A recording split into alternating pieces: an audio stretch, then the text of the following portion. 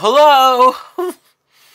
My God, I am going to give kudos to myself for continuing to watch these films. What's going on, everybody? My name is Mike Brown, aka Review King MB, and I just got done watching, for the very first time, Madea's Witness Protection. I swear Tyler Perry must have watched all of the Ernest films. Remember Ernest? Like back in the 90s, it was that guy that did all of those Ernest, Halloween, Ernest, Christmas, Ernest Goes to Jail, Ernest versus Zombies. I don't know, whatever the hell. There were so many of them. I saw them as a kid. I think Tyler Perry watched those movies and thought, well, goddamn, I can create this Madea character. I can have a whole bunch of black jokes and black references and basically do the same thing. This time, Madea is in witness protection. Well, not her specifically, but she's helping. Obviously, this film is written and directed by Tyler Perry. I almost feel like I don't need to say that anymore, because each and every one of these movies will be written and directed by Tyler Perry. It's not getting any better. It's not like the writing, the material, or the directing is getting any better.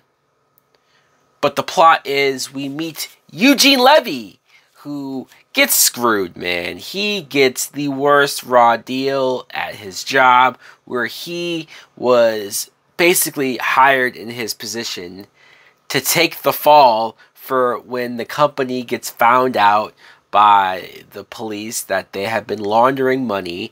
And so they're blaming it on Eugene Levy. All of it's in his name without him knowing. So he has to be put into witness protection while the investigation goes on, while the court hearings happen, because Eugene Levy has to prove his innocence, right? And so who just so happens to be the house and the family that this family needs to go to? Of course, it's Madea.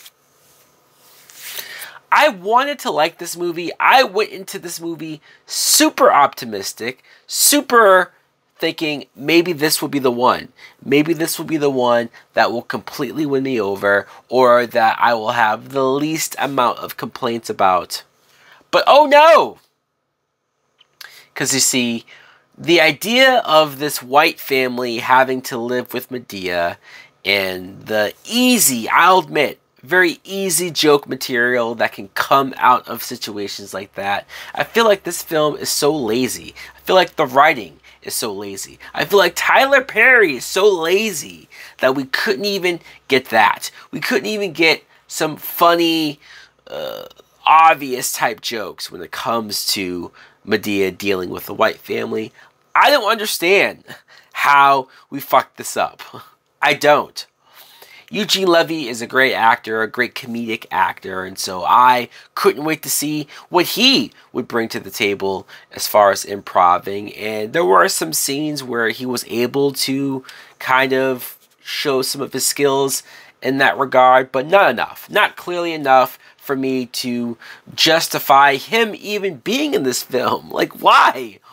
Was it on Eugene Levy's bucket list to work with Tyler Perry, or to make a movie with, or that would be seen by a lot of black people? I don't know. I was trying to rack my brain figuring out why is he here.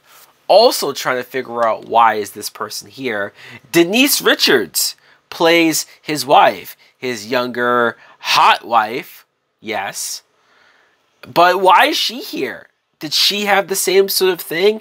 I want to make a film that a lot of black people will watch, because otherwise Denise Richards doesn't really make movies like that. I don't know. And I was trying to figure out, okay, maybe there's going to be a certain dynamic to their relationship. She's younger, she's hotter. The daughter, Eugene Levy's daughter, does not like her, treats her like crap. And so you think maybe there will be something there. Not really. There's a couple of scenes, and it's really all just for Madea to once again have to get a bad teenager child, put them in check, and show them how to handle a situation to make them act right.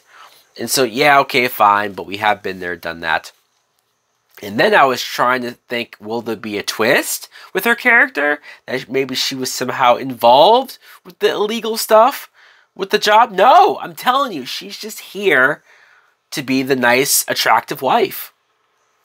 Okay, cool. Ooh, boy. Tyler Perry, like I said, he obviously plays Madea, but before I get to some more Madea stuff, he also plays Brian, who's the least interesting character in any one of these movies. Brian was not in the last Madea film, so I thought, well, maybe we're going to get rid of that character, phase him out, and just focus on Madea. No, Brian's back, because he's involved in this whole witness protection plot for whatever reason. It's just, I guess Tyler Perry wants to write scenes for him to not have to wear makeup and drag. Although, I'm starting to feel like he loves it. He must love wearing this makeup and drag, because it's so much more. It's so much more of Madea being put into situations which, it might not always make sense, but the idea of Madea going on an airplane, having to go through security, having to be on a first class flight, and dealing with either the people or the flight attendant, or even her in New York. Yes, Madea winds up in New York. A lot of situations that think, okay, well, this must be gold, right? The material must be endless for Madea to just be hilarious. And my God, I probably got 2 chuckles throughout the entire film, and this movie is damn near 2 hours long. It does not need to be that long, especially when a lot of these setups and environments for Madea to play in, new environments, don't even go anywhere. It's just scenes that drag on and drag on. It doesn't even feel like they were scripted. It just feels like Tyler Perry says, hey, today, guys, we're going to shoot a scene where Madea is in an airport and she has to deal with security. And that's it. There's no dialogue written. It's just, let's just go. Let's just improv. And because of that, because there's no punchlines, because there's no actual payoffs to any of this situation, it's just, you're watching it and you're like, wow, I just sat here for 10 plus minutes for the scene to go on, and it didn't even go anywhere. My God, there's so many moments and scenes like that. Speaking of that, Tyler Perry also plays Joe, because the other characters weren't enough. And I feel like every movie that keeps going on, the makeup for Joe gets worse and worse. It looks more like a rubber mask that you could buy at any Halloween store. The overly white wig hair. It's just, it looks more cartoony every single time. But they have this whole side plot where Joe keeps having interactions with Eugene Levy's mother, who's played by Doris Roberts from Everybody Loves Raymond. And she is sort of in and out of her Alzheimer's, and like sometimes she thinks someone's this, or sometimes she doesn't really remember where she is, or I don't know. It always sucks to see older actors play those type of roles, right? Oh, I'm forgetful. Oh, I don't know where I am. Isn't that funny? No, it's sad.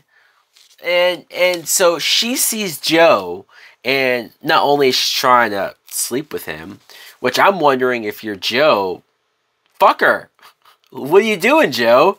It's not like you have a bunch of bitches lining up. But alright, fine. You have that for a couple scenes. And then you eventually find out, I guess supposedly, I'm still trying to figure out if this was real or if it was just for the one gag.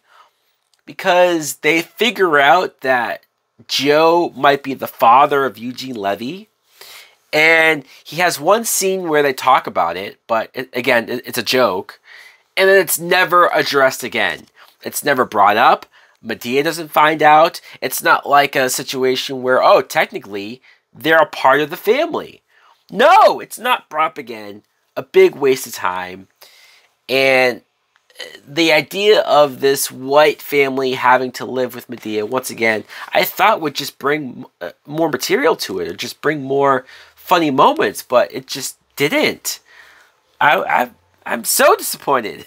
You know, because here's a plot where I wanted to laugh at the dumb stuff. I wanted to go along with the humor, and they didn't even give me any of that.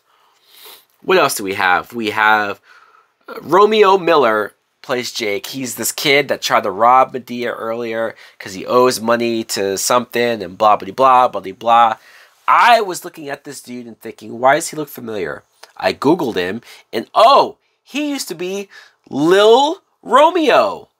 If you guys know anything about hip-hop music around the early 2000s, he was this young boy who was a rapper with Master P, and I remember seeing him. You know, I remember when Bow Wow was a thing, there was all these other kid rappers that were trying to come up and piggyback off of that, and Lil Romeo was one of them. And so seeing him older now, again, another wasted character who's there for absolutely no good reason.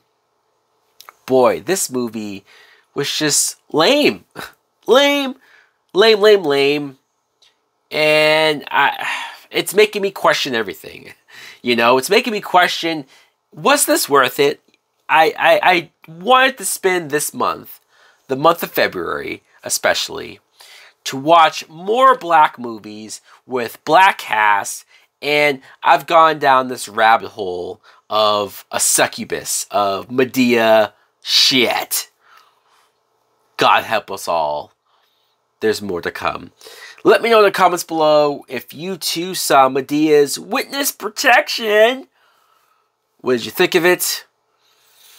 Thanks for watching. Like, comment, subscribe. Later. Time's changing quickly for me and you. The future's come, it's come for you.